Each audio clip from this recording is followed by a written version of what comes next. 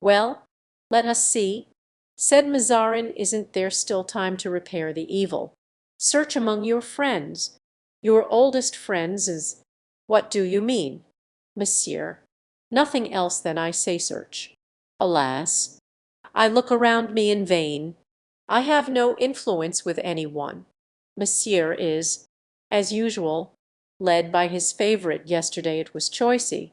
Today it is La Riviere. Tomorrow it will be someone else.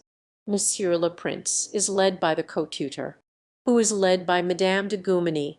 Therefore, Madame, I ask you to look, not among your friends of today, but among those of other times. Among my friends of other times, said the queen. Yes, among your friends of other times, among those who aided you to contend against the Duc de Richelieu and even to conquer him. What is he aiming at? Murmured the queen, looking uneasily at the cardinal. Yes, continued his eminence, under certain circumstances, with that strong and shrewd mind your majesty possesses, aided by your friends, you were able to repel the attacks of that adversary. I, said the queen, I suffered, that is all. Yes, said Mazarin, as women suffer in avenging themselves. Come, let us come to the point. Do you know Monsieur de Rochefort, one of my bitterest enemies, the faithful friend of Cardinal Richelieu? I know that, and we sent him to the Bastille, said Mazarin. Is he at liberty? Asked the queen. No, still there, but I only speak of him in order that I may introduce the name of another man. Do you know Monsieur d'Artagnan? He added, looking steadfastly at the queen. Anne of Austria received the blow with a beating heart. Has the Gascon been indiscreet? She murmured to herself, then said aloud, D'Artagnan, stop an instant. The name seems certainly familiar, D'Artagnan. There was a musketeer who was in love with one of my women. Poor young creature, she was poisoned on my account. That's all you know of him? Asked Mazarin. The queen looked at him, surprised. You seem, sir, she remarked, to be making me undergo a course of cross-examination, which you answer according to your fancy, replied Mazarin. Tell me your wishes, and I will comply with them. The queen spoke with some impatience. Well, madame, said Mazarin, bowing, I desire that you give me a share in your friends, as I have shared with you the little industry and talent that Heaven has given me. The circumstances are grave. Still, said the queen, I thought that we were finally quit of Monsieur de Beaufort. Yes, you saw only the torrent that threatened to overturn everything, and you gave no attention to the still water. There is, however, a proverb current in France relating to water which is quiet. Continue, said the queen. Well, then, madame, not a day passes in which I do not suffer affronts from your princes and your lordly servants, all of them automata who do not perceive that I wind up the spring that makes them move, nor do they see that beneath my quiet demeanour lies the still scorn of an injured, irritated man, who has sworn to himself to master them one of these days. We have arrested Monsieur de Beaufort, but he is the least dangerous among them. There is the Prince de Conde, the hero of Rocroi. Do you think of him?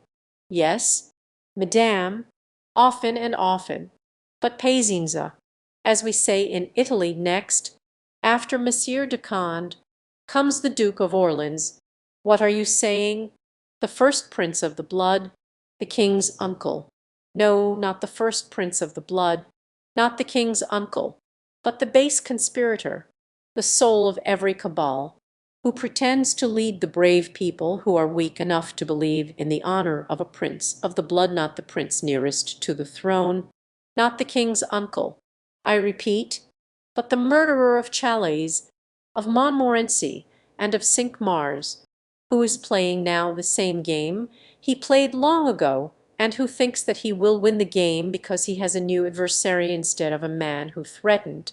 A man who smiles, but he is mistaken. I shall not leave so near the queen that source of discord with which the deceased cardinal so often caused the anger of the king to rage above the boiling point. blushed and buried her face in her hands. "What am I to do?" she said, bowed down beneath the voice of her tyrant.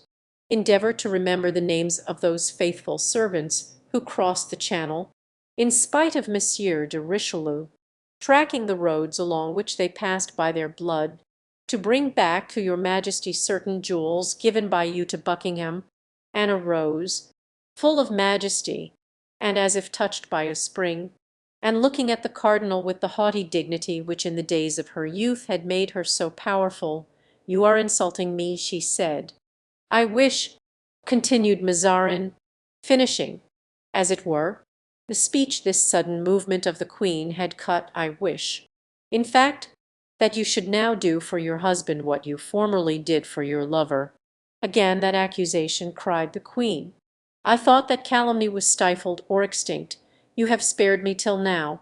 But since you speak of it, once for all, I tell you—" "Madame, I do not ask you to tell me," said Mazarin, astounded by this returning courage. "I will tell you all," replied Anne.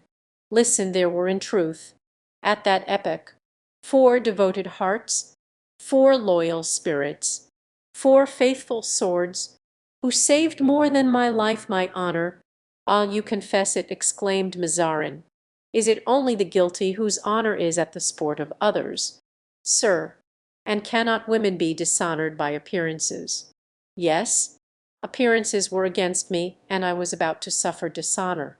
However, I swear I was not guilty. I swear it by